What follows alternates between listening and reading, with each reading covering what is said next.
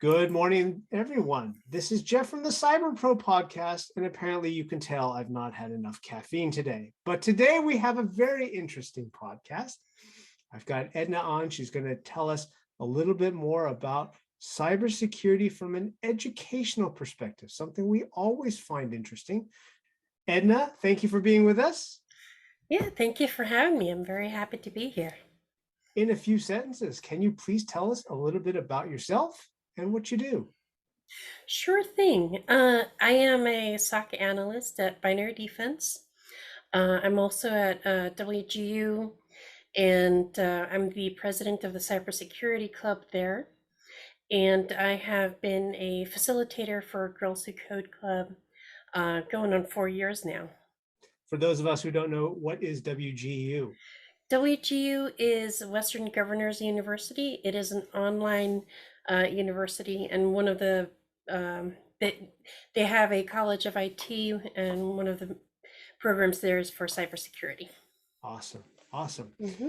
Question number 2, being a cyber professional from an educational perspective, what are you looking at when you look at the educational arena for the next generation cyber professional?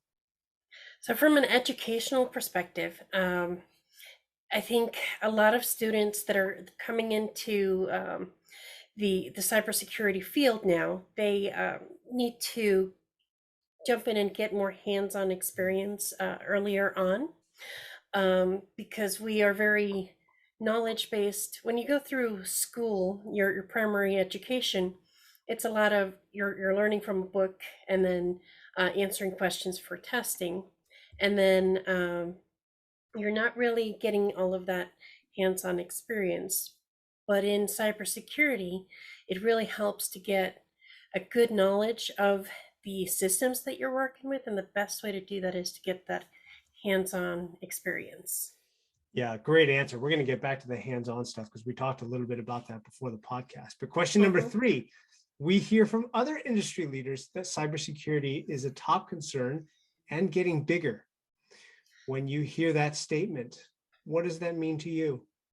So it is a big concern for both companies and for consumers, because we want to make sure that companies are able to continue running, that they are not having incidents that are happening that are going to stop them from working, or from their consumers' data getting out, because the consumers have a trust in that company and they want to maintain that trust with the consumers.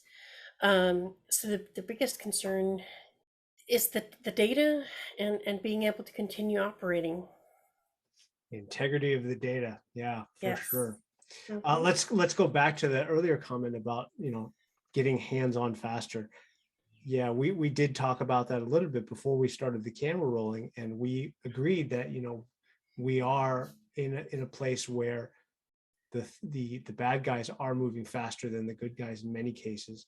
That education is important, but maybe equally as important, and maybe more important in the future as we go into an unknown territory of cybersecurity, is getting hands-on, rolling up your sleeves, getting your hands dirty, and just getting in there instead of trying to wait until the perfect time, like you think you know enough. So let's talk about that. What is needed for that next generation to jump in faster? How do we do that?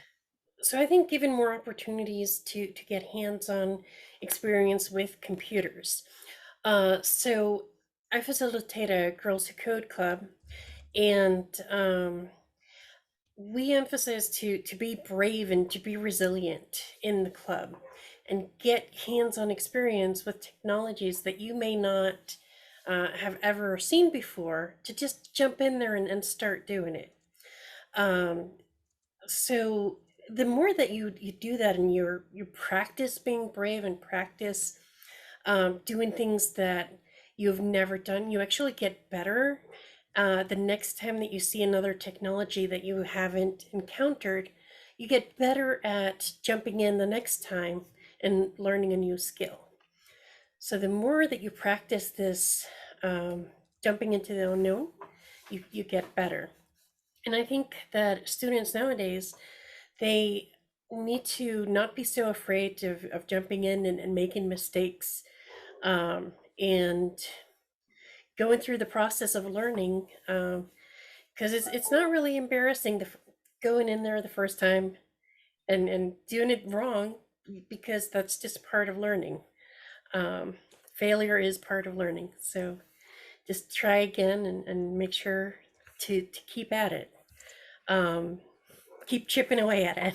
That's awesome. That's awesome. I'm Yeah, actually going to go back to that for some bonus material. But for those of sure. us who want to learn a little bit more about you, Edna, a little bit more Mhm. about what you do as an educator or as an analyst, what's the best way to get a hold of you? I have a website, edna.tech, as well as Twitter, at ednas. Excellent. Excellent. And our final question today, our fun question, Mhm. is tell us a little bit about your favorite piece of retro technology and why it makes you smile. So I would say my favorite piece of retro technology is the vinyl player. It just reminds me of my childhood and hanging out with my family and my uncle, who has the largest vinyl record collection in Iceland. So, Wow. yes, he has that distinction. So it just music is wonderful, and I love it. Music is wonderful, and there's no better way to end this podcast than with that. I think we Mhm. are in a place in society where we focus so much on tech that some of the things that we've held so close to our heart for so many generations, it's kind of not as important anymore, and that's too bad. Music being one of them, art, and so on and so forth. But that is another Yes. topic for another day. Edna, thank you so much for your time. Thank We you for wish having you, me. yeah, we wish you well. Bye-bye. Thank you. Bye bye. You made it to the end. Thanks for watching the Cyber Pro podcast today. You can find more content here and here and there.